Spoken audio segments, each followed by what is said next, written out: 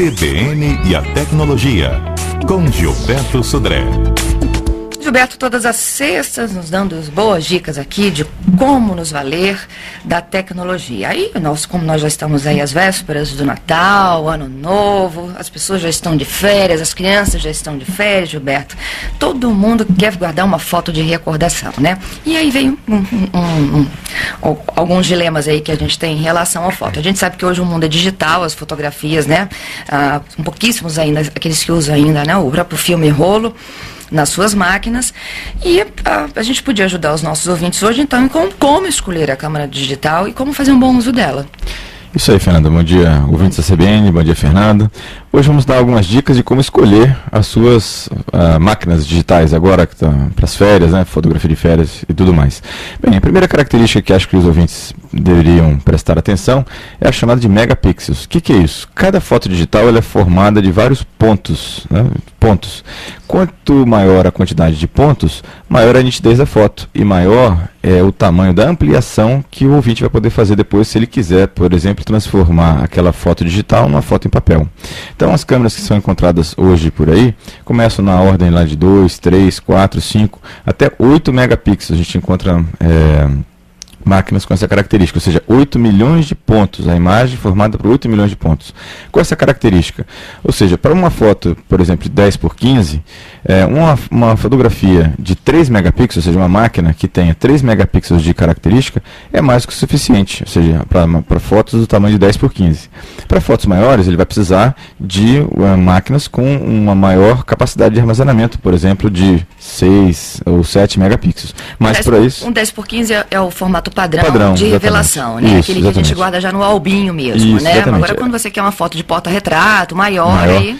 Até uma foto de porta-retrato um pouco maior, uma capacidade de 3 megapixels é suficiente para você fazer uma foto e ampliar no tamanho de porta-retrato. Se quer fazer um pôster, aí não, ele vai precisar de uma capacidade, ou seja, uma foto com uma capacidade maior de megapixels. Mas aí ele tem um outro problema, que é o armazenamento. Quanto maior a quantidade de megapixels, menor a quantidade de fotos que ele vai conseguir armazenar na memória da câmera. Então é uma situação que ele vai ter que selecionar entre se ele quer uma capacidade ou uma qualidade muito melhor da foto, mas aí ele vai ter uma capacidade de armazenamento de fotos na câmera menor também. Então ele vai ter que escolher isso aí. Mas eu diria assim, uma sugestão aqui, em torno de 3 megapixels é mais que o suficiente para fotos convencionais no nosso dia a dia. É porque quanto mais megapixels também, mais cara ela é, né? Exatamente, né? Quanto maior a resolução da câmera, mais cara ela é. Então, se a gente tivesse aí um meio termo, né, entre o 8 e o 3, aí, meio termo, estaria de bom tamanho hoje. Excelente, exatamente. Para as férias escolares de verão. Isso, exatamente. É interessante também ter algumas câmeras que elas têm capacidades grandes, tipo 7 megapixels, mas você pode reduzir a resolução para caber uma quantidade maior de fotos no mesmo cartão de memória. Ok. Ainda no equipamento, né, a questão do zoom óptico e o digital. Qual é a diferença aí? O zoom é aquele recurso da câmera que você consegue aproximar ou se afastar do objeto fotografado. Isso acontece, as máquinas têm esse recurso de duas formas. Uma através de lentes, que é chamada de zoom óptico. Então, ou seja, eu consigo aproximar e afastar do objeto fotografado usando lentes, né? Ou seja, recurso óptico. Outra situação é fazer esse mesmo processo de aproximar e afastar do objeto fotografado através de um programa de computador dentro da própria câmera. Então, ou seja, o resultado no sentido de aproximar ou afastar é mais ou menos o mesmo, só que a qualidade do zoom óptico é bem maior. Então, ou seja, para o ouvinte que queira ter uma melhor qualidade na hora de aproximar um detalhe, uma flor ou um animal que ele quer fotografar de forma mais próxima, se ele tiver o zoom óptico, a qualidade vai ser bem melhor. Gilberto, nas câmeras digitais, e aí quando você falou do zoom, eu me lembrei de uma dúvida muito recorrente, né? Existem aqueles símbolozinhos, né, da opção, paisagem, isso, né? Como você falou da florzinha, isso, né? Exatamente. O homenzinho, a paisagem, né? Realmente aquilo tem alguma validade? Tem, porque aquilo é o foco, ou seja, quando você coloca na paisagem, o foco é próximo do infinito, ou seja, a câmera está preparada para tirar fotos, né, corretamente no foco para objetos que estão a grande distância da máquina. Quando eu coloco aquele homenzinho, então a gente chama de portrait, ou seja, uma fotografia próxima, com uma pessoa mais próxima da câmera. E quando eu coloco normalmente o símbolo de uma flor, é quando eu quero tirar fotografia de objetos muito próximos da câmera. Então, ou seja, ela vai ajustar o seu foco para a distância do objeto.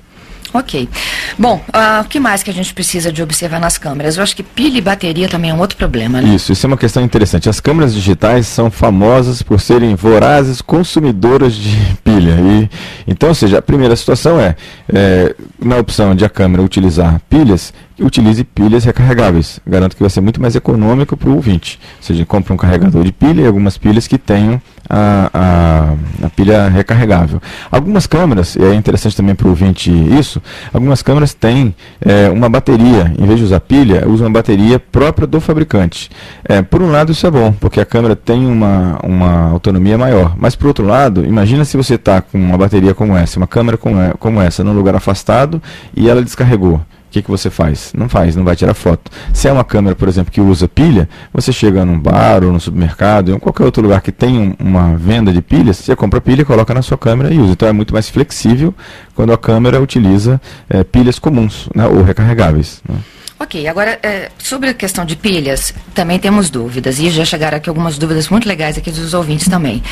Hoje, já no mercado, uma cartelinha de pilhas, que elas não são recarregáveis, e também não são as tradicionais alcalinas, elas dizem assim, olha, para a máquina digital, qual é a diferença? Eu sei que eu estou pagando um pouco mais por aquilo.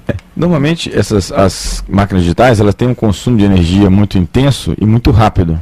Então, são pilhas que são preparadas para esse perfil de consumo. Por exemplo, um MP3, quando você liga um MP3 com a pilha, ele tem um consumo lento e longo da pilha, ou seja, ele exige um perfil de uso da energia que vem da pilha diferente de uma câmera, que quando você aperta o botão ela dispara, aí ela consome uma grande quantidade de energia da pilha, depois carrega o flash, então mais uma outra quantidade, depois ela fica parada, não tem mais consumo nenhum. Então, ou seja, esse tipo de variação, eles desenvolveram pilhas que têm esse tipo de aplicação, para esse perfil então de elas uso. funcionam? Funcionam também. Se eu tivesse que optar entre a pilha comum, a alcalina e essa já nova especial... Isso, a ordem seria primeiro essa especial, depois a alcalina e por último aquela amarelinha, que normalmente dura muito pouco nas câmeras. Duas fotos ela acabou, exatamente. Porque ela não foi feita para esse perfil de consumo de energia que as câmeras têm. Aí a pergunta da Luciana, que mora no bairro da Penha, é se a bateria recarregável, ela deve ser da mesma marca da câmera. Boa pergunta, obrigado pela participação. E não é necessário. Na verdade, você pode usar uma pilha recarregável de qualquer marca, desde que seja uma boa marca indicada. E eu recomendo que tenha cuidado para quando ela for comprar o carregador, para verificar se o carregador é da mesma especificação, não precisa ser da mesma marca, mas da mesma especificação que a pilha recarregável que ela tem. Isso ela encontra no manual, né? Exatamente. Da máquina fotográfica na dela. Na pilha tem anotado lá quantos miliwatts por hora ela consegue alimentar, e depois no carregador ele também tem essa mesma especificação, então tem que estar no número próximo, para que ele consiga, o recarregador consiga carregar completamente a pilha. E na questão da bateria também vale a mesma regra? A mesma regra, exatamente. O Robert mora no bairro de Fátima e pergunta o seguinte: para ver as fotos apenas no computador, 3 megapixels é suficiente numa máquina? É muito mais do que necessário. Na verdade, para 3 megapixels no computador, tranquilamente ele vai ter uma foto de excelente qualidade. Para o computador, a resolução do computador em relação a uma foto em papel é muito menor. Eu diria assim que em torno de, em vez de 3 megapixels, 300K para o computador já está mais que suficiente. Ok, temos ainda dúvidas sobre armazenamento, que tipo de cartão a gente deve optar? Essa é outra questão interessante. Existem várias máquinas de marcas diferentes e cada máquina normalmente tem um tipo de cartão. SD, cartões de memory stick da Sony. Ou seja, esses cartões também têm preços diferentes. Os cartões mais baratos são do SD, do tipo SD. Então, são de memória. São de cartões de memória, para armazenar. Aquela memória adicional que você coloca na máquina. Ok, você tem uma que já vem nela e você pode levar uma de outra, segurança. Exatamente. Aí, dependendo da marca da câmera, você usa modelos de memória, cartões de memória diferentes. Então, os mais comuns são memory stick, que normalmente são das máquinas da Sony, e SD, que são das outras câmeras todas. Esse cartão SD normalmente são mais baratos, então você consegue com preços muito interessantes. Então, a sugestão também é que o ouvinte escolha câmeras que usem esse tipo de cartão, do tipo SD, que são bem mais baratos. Ok. E por último, garantia. Isso. As câmeras, a manutenção de câmera digital também não é barata. Normalmente é muito comum que, dependendo do tipo de problema que aconteça, a manutenção, ou seja, o conserto da câmera digital, seja quase o mesmo preço de uma câmera nova. Então, ou seja, a garantia nessa situação é interessante. Ou seja, enquanto ela estiver num período de garantia, o ouvinte vai estar, pelo menos, resguardado em relação a problemas que possam acontecer nas câmeras. Porque a manutenção é cara, porque a peça é cara? A peça é cara, são peças de alto valor agregado, como LCD, que são grandes, a lente, o próprio sensor da imagem, peças pequenas que ficam miniaturizadas dentro da câmera, por isso que são caras essa manutenção. E aí o que a gente faz com a câmera quebrada? Muitas vezes é preferível você jogar fora e comprar uma outra. Depende da situação, depende eu já vi vários casos de máquinas que deram problema, que para fazer manutenção custava mais da metade do preço de uma nova. Melhor comprar uma nova. Agora, Gilberto, assim como a gente fez com os notebooks, né? E aí eu estou me valendo da sua experiência em tecnologia, para que você desse uma escala de 0 a 10 dos produtos que estão no mercado. Todos os dias a gente abre os encartes, né, dessas lojas eletrônicas, a gente vê inúmeras marcas e com preços às vezes até muito semelhantes e outros também muito distantes, né? Exatamente. Como é que eu posso fazer um bom negócio? Se eu tivesse que optar agora por comprar uma máquina que coubesse no bolso, assim, de um modo geral, de um ouvinte nosso, não é nenhuma mega fotografia, mas que eu pudesse me satisfazer nessas férias. Olha só, tradicionalmente as marcas que vieram de fotografias convencional para fotografia digital oferecem bons produtos. E aí eu estou falando de Canon, Nikon e Olympus. O patinho feio no meio dessas marcas é a Sony, que também tem uma linha de produtos muito interessante. Então, recomendar marcas Sony, Canon, Nikon e Olympus. São máquinas que já têm uma tradição de fotografia da fabricante convencional, que fizeram produtos bem interessantes também para o consumidor. Ok, Gilberto, eu acho que a gente vai ter que continuar falando de máquina fotográfica na próxima semana, porque as perguntas não se esgotaram, os ouvintes continuam ligando, e os ouvintes podem ligar e agora durante o horário do programa e também mandar um e-mail para o Gilberto, cbntecnologia@gmail.com, é o e-mail do quadro CBN Tecnologia, ao vivo todas as sextas aqui conosco.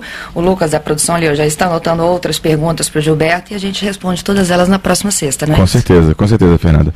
Bem, esse é o último CBN de Tecnologia antes do Natal, então eu desejo a todos os nossos ouvintes aqui que nos acompanham, um Natal de muita paz, fraternidade e união. E um bom final de semana para todos, para você e para os ouvintes da CBN. Um bom Natal para você também, Gilberto. Até a próxima sexta. Até a próxima sexta.